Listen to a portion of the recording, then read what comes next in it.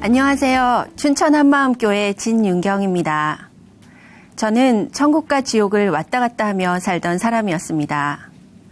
내가 기도하고 말씀 읽고 거룩하게 살면 주님께서 나를 사랑하시는 것 같고 천국에 갈 것 같고, 기도와 말씀이 막히고 육신의 생각들이 삐져나오면 주님께서 나에게 진노하시는 것 같고 지옥에 갈 것 같고, 이렇게 내 행위로 인해 날마다 죄책감과 두려움에 눌리는 삶을 살다가 부활하신 예수님을 만나 주님과 내가 완전히 연합된 것을 깨닫고 주님이 주시는 참 자유를 누리게 된 간증을 나누려고 합니다.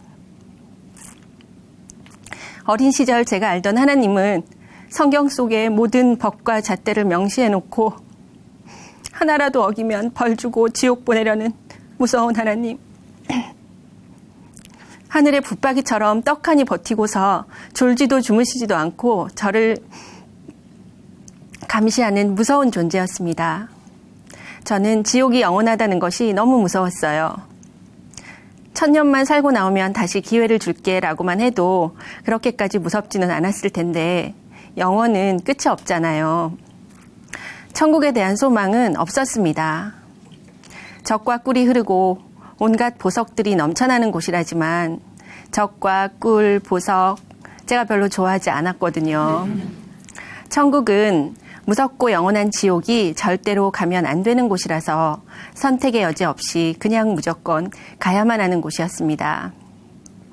성경대로 죄짓지 않고 거룩하게 살 수가 없다는 것을 아주 어린 나이에 깨달았습니다. 그래서 늘 마음이 눌렸어요. 저는 저만 그렇게 못 사는 사람인 줄 알았기 때문에 이런 마음을 누구에게도 말할 수가 없었습니다. 물론 하나님 앞에는 벌 받을까봐 더욱더 고백할 수가 없었고요. 회개를 해도 내가 죄사함을 받았는지를 알 수가 없었습니다. 그래서 회개할 때마다 제가 기억하는 가장 처음 지은 죄부터 가장 최근에 지은 죄까지 모두 다 회개했습니다. 초등학교 고학년 무렵부터는 점점 늘어나서 기억조차 다 못하는 방대한 회개거리들을 어찌해야 할지 도저히 감당이 안 돼서 좌절했습니다. 그러다가 결국 회개를 포기하게 되었어요.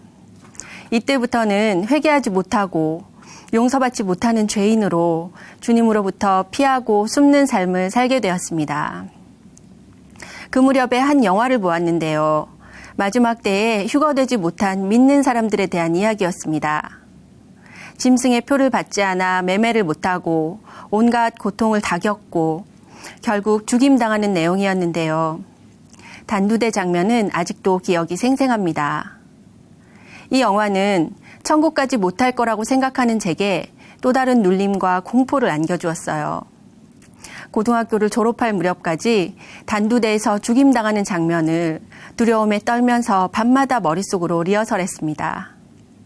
머리털처럼 수많은 죄를 다 기억해내고 회개하고 천국에 가는 것은 아무리 노력을 해도 제겐 불가능한 일이었거든요. 날씨가 이상하거나 구름 모양이 이상한 날이면 집에 전화를 걸었어요. 저만 남겨두고 모두가 휴거했을까봐 늘 두려웠으니까요. 만약 그렇다면 거의 매일, 어떤 때는 하루에도 몇 번씩 머릿속으로 리허설했던 공포스러운 장면들을 실제로 치를 준비를 해야 된다고 생각했습니다. 바람이 나그네의 코트를 벗기지 못했던 것처럼 무서운 하나님, 지옥, 단두대 그런 것은 결코 저를 거룩한 삶에 붙잡아두지 못했습니다. 대학생이 되어서부터는 교회 안에서와 교회 밖에서가 완전히 다른 이중적인 생활을 하게 되었으니까요. 대학교 3학년 어느 날 학회실에 들어가려고 문 손잡이를 잡는데 안에서 크게 이야기하는 후배들의 소리가 들려왔어요. 윤경이 언니, 목사 딸이란다. 니 미쳤나? 그 언니가 어디를 봐서 목사 딸로 보이노? 그때 차마 학회실 문을 열지 못하고 건물 옥상으로 올라갔습니다. 그리고 목사 딸로 태어난 삶이 너무 힘들고 아버지를 욕되게 하는 방탕한 생활에 대한 죄책감으로 한참을 펑펑 울었습니다. 그 후 항공사 승무원 시험에 합격하여 집을 떠나 서울로 독립하게 되었습니다. 그때부터는 더 이상 이중적인 삶, 외식하는 삶을 살지 않았어요. 그냥 믿지 않는 사람이 되었습니다. 예수 믿지 않는 사람으로 직장 생활을 하고 내 마음대로 결혼을 하고 두 아이를 낳았어요. 그리고 큰아이가 초등학교 1학년이 되던 때에 14년간 일하던 승무원 생활을 접고 전업주부가 되었습니다. 그러던 중에 주님이 인격적이고 유머 감각도 있으신 분이라는 지금까지 한 번도 생각해보지 못한 말을 듣게 되었어요. 어느 날 빨래를 널다가 그 말이 생각이 나서 무심코 하나님? 하고 불러봤는데요. 기다렸다는 듯이 천둥 같은 음성을 들려주시는 거예요. 그때부터 저는 신앙생활을 새롭게 시작했습니다. 여러 가지 기도응답과 체험을 하게 되었고 이전에 내가 좋아하던 세상의 것들이 싫어지고 그렇게 가치관들이 변해갔습니다. 그런데 주님과 더 깊고 안정된 관계 속으로 들어가지지 않았어요. 불안하고 눌리고 예수님 자체에 대한 갈급함에 늘 허덕였습니다. 내가 거룩하게 하루를 보내면 천국 갈 것 같았고 육신의 것들이 올라오는 날이면 지옥 갈 것 같았어요.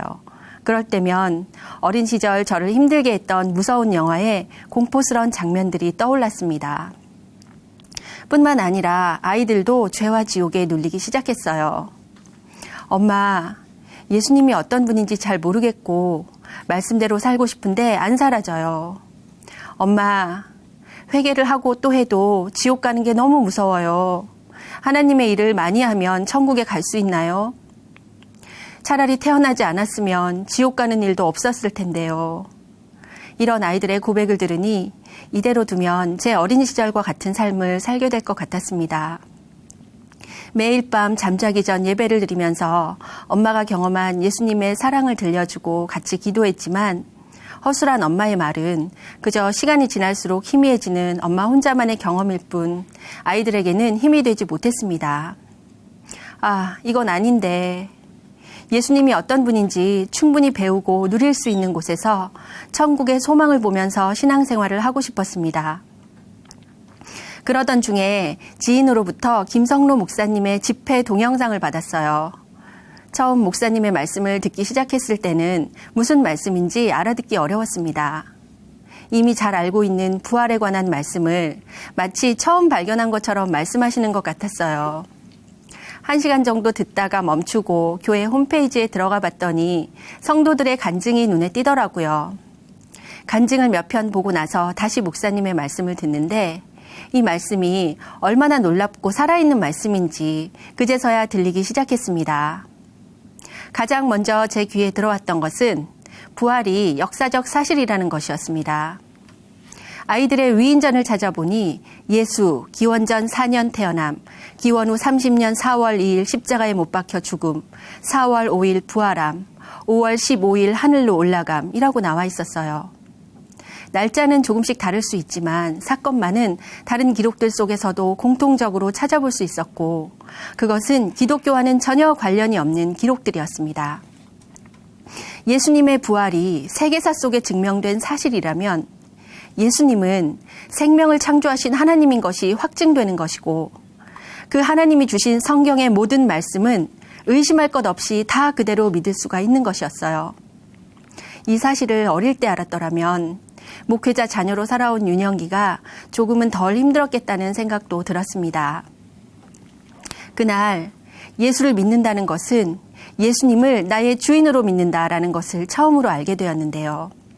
예수님을 어떻게 믿어야 하는지를 몰랐던 거예요. 예수님을 주님이라고 부를 때 단 한 번도 그 의미를 생각하면서 불러본 적이 없었는데요. 주님은 예수님을 나의 주인으로 부르는 말이었습니다.